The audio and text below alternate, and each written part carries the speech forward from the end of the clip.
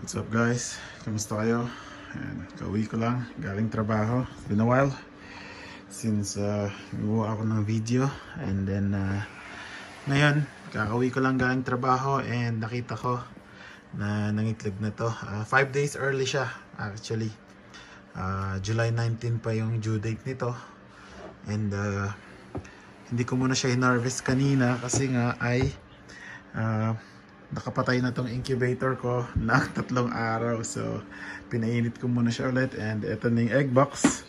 So tara, samahan nyo ako mag-harvest. So what's up guys? Ayan, na-ready ko na yung egg box. Na-sanitize ko na rin yung crates. Syempre nalagyan ko na rin ng substrate, perlite, and tubig syempre para sa humidity. And ready na rin yung press and seal para sa pagtakip mamaya. So, kunin ko na yung female.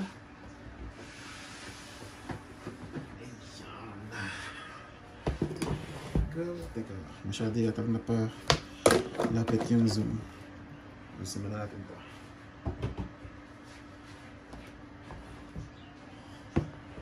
There you go. So, yan yung female. Wala naman masyadong special dito, pero since wala pa akong Batman, ayan. Batman yung in-expect ko dito na walang pastel. So, ayan. Batman na walang pastel, or kung papalarin man is kahit kahit clown, spot nose clown. Masaya na ako sa spot nose clown. Panggawa ng Dark Knight para sa next season. So ayan, been a while. Tulad ng sinabi ko kanina, tagal na rin simula nung gumawa ako ng harvest video. Ayan, ulit-ulit lang din naman kasi, diba? So, yan, pastel, spot nose, clown, head clown.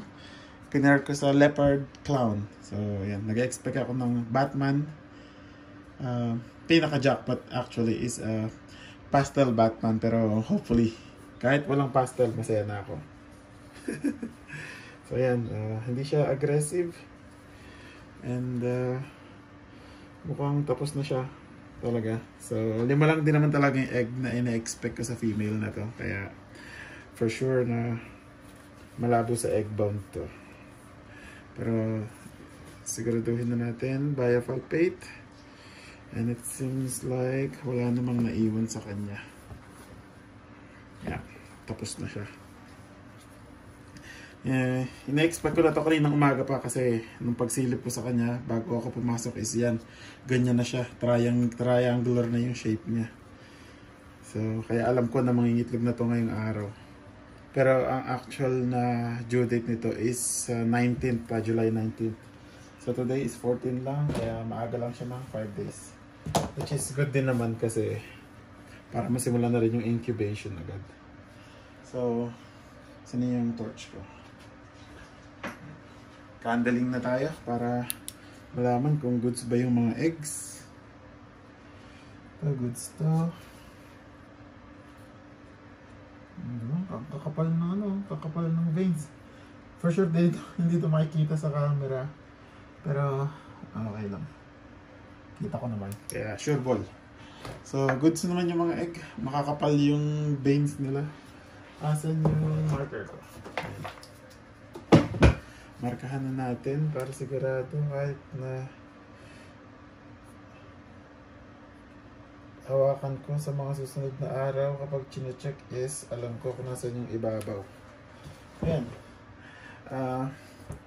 Well, eto na nga pala yung fifth clutch ko for this season. Kaya lapit ng formation, no? Parang tao. Squidward yarn.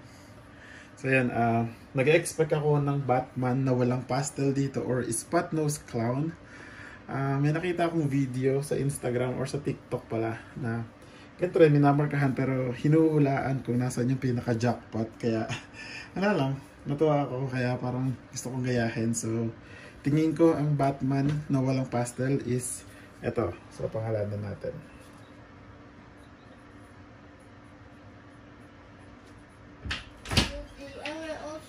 Batman.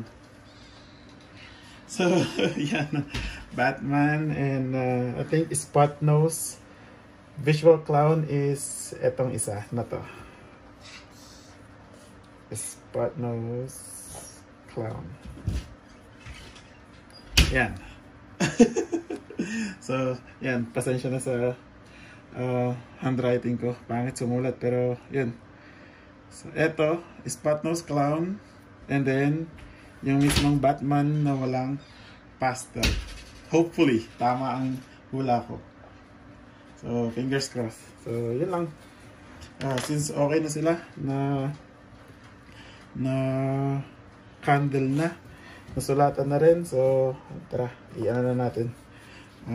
Pag-iwahiwalayin na natin para mailagay na ng ayos sa egg box.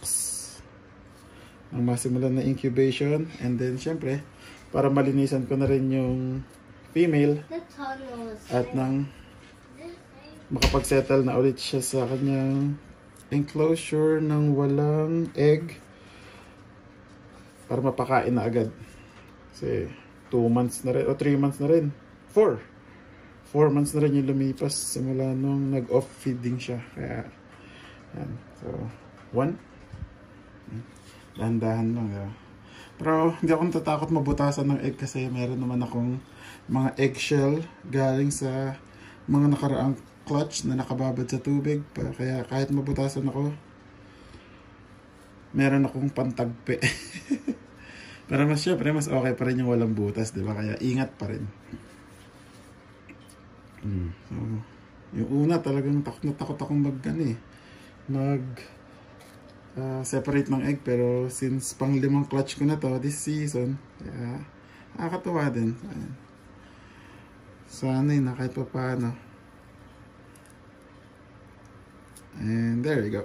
So Batman, hopefully, pagtabihin natin si Batman tsaka yung Spot Nose Clown.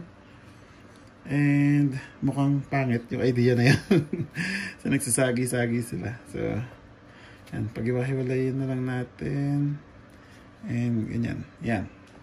Since 5 rin naman yung tawag dito, 10 naman yung slot. Yan. Para hindi sila sumagi sa gilid ng tub during incubation. At sa gitna. Para yan. So, yan lang. Ha? Ulit-ulit lang eh. Teka, babalik ko na pala yung female sa loob ng rack. So, yan. Para saan nga ba yung press and seal na pinakita ko kanina is para ma-secure yung heat sa loob ng tub and para ma-hold yung moisture and humidity. So, optional lang naman to, pero ay, ganito na yung ginagawa ko since sa una kong clutch. Nakita nyo naman yun, di ba? Siguro sa iba, sa yung arte naman, Jay. Okay lang yun. Kanya-kanyang diskarte tayo. Eh, mas nasanay ako dito. 100% hatch rate ako dito eh. So, kasanayan ko na. Kaya gagawin ko na siya ng tuloy-tuloy. Ayan.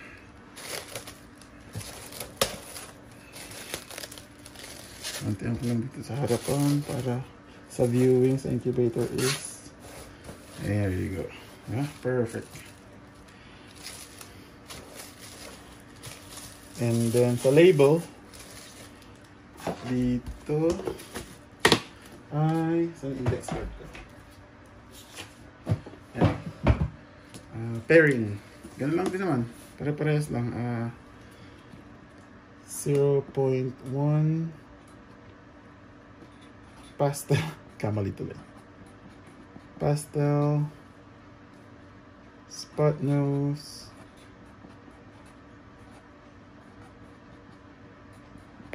Het Clown. Hindi kasya. Mamaya na nga lang. So, yun lang. Diba? And then, lalagay ko na siya sa incubator. So, yan. Yan siya. Mamaya ko na lalagyan ng label. So, yan yung temperature sa incubator ngayon ay 89 degrees kasi makapatay nga siya ng ilang araw, so kaya medyo mataas. Sa pinainit ko para bago ko i-harvest is ready na. So yan, yan lang. Ngayon na lang ulit nagkalaman yung incubator ko kasi nga na-hatch ko na yung clown pied clutch. So yan, nakakain na rin sila. Diba? So yun lang. Thank you guys for watching. It's your boy Jay again from Alonzo Reptiles. Peace out. Peace out. Say it again. Peace out. Peace out, alright. Thanks, bro.